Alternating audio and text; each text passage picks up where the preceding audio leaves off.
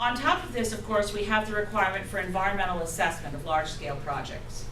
And this is where huge and egregious damage is being done to the fabric of environmental law in Canada through the passage of the 2010 budget. How many of you have any idea what I'm talking about so I can, okay, I have to then explain this. I thought I probably did because it hasn't been much in the media. What the Harper government has done is decide that in passing the budget, which I'm sure all of us expect to be all about numbers, where we're going to spend the money and where we're not, and the Parliament as a whole has to pass this. This is a confidence issue because it involves money.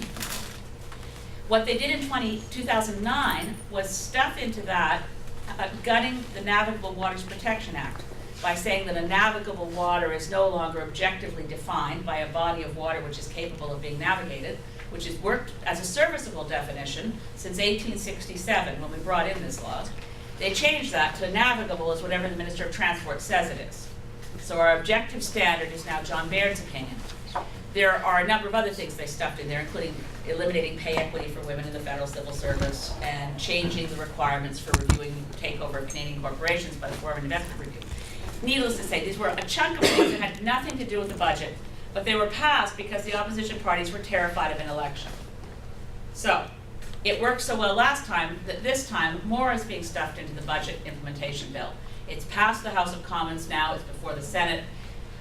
In terms of this discussion, I'll leave aside worrying changes to Canada Post, some changes to how we deal with EI premiums, and just concentrate on what they're doing in relation to the topic here, which is the environmental assessment laws of Canada. They have announced that all energy projects, which obviously include the pipeline across northern BC, tanker traffic, offshore oil and gas, nuclear power plants, all of them will no longer be reviewed by the Canadian Environmental Assessment Act. All of these projects will be reviewed instead by whatever is the regulatory agency. So offshore oil and gas will be reviewed by the National Energy Board for its environmental impact, as well as for any other regulatory questions. They've also taken out the requirement for public consultation for comprehensive study projects. They've also rewritten the law so as to avoid the impact of a Supreme Court of Canada decision from earlier this year that said the Minister of Environment had broken the law when he decided to assess the Red Chris mine in BC, gold copper mine, and take this really big project, but define it so narrowly that the environmental assessment was over a tiny little feature of it. So they've changed the law to say, you can assess this, great big oil and gas project, but if your federal piece, you want to say it's really all about this wharf, you can do that, because they're changing the law to do that. So again, we're watering down our ability to review the environmental impact of energy projects at the very moment that we are calling for projects in the Beaufort Sea. So we've talked a lot about the BC coast, but I think we need to pay a lot of attention to the Arctic and the Beaufort Sea. Now, what else does all of this mean? If you're talking about the moratorium, I take all the points that Geoff made, so I won't have to remake them. Just to share with you that when I was in the House of Commons 10 days ago, the Minister of Natural Resources, Christian Parody, described our tanker moratorium in British Columbia as voluntary. That's the word that was used. We have a voluntary moratorium. I'm not sure if it's voluntary on the part of the tankers or voluntary on the part of the government. I don't think all of us regard it as voluntary, so we have a fight on our hands there. What is the track record of oil and gas companies across Canada? Well, Encana had a well offshore Nova Scotia that had a 17-day blowout. It didn't get a lot of attention.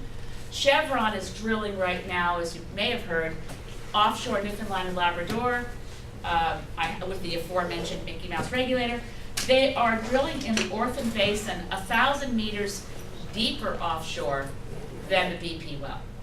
But we don't have to worry because Premier Danny Williams has explained that if an event like BP disaster happened offshore Newfoundland, at least he has the decency to admit it could happen. But he says, don't worry, unlike the Gulf of Mexico, we won't see it, it'll all go offshore.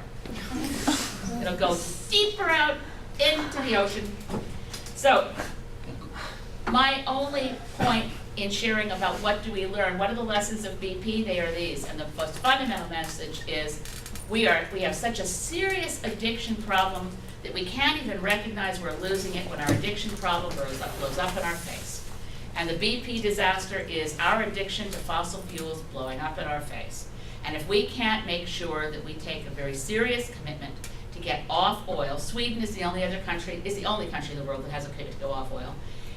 Due to the climate crisis, that is the #1 driver of urgency to stop being so addicted that we can't see the symptoms when they blow up in our face.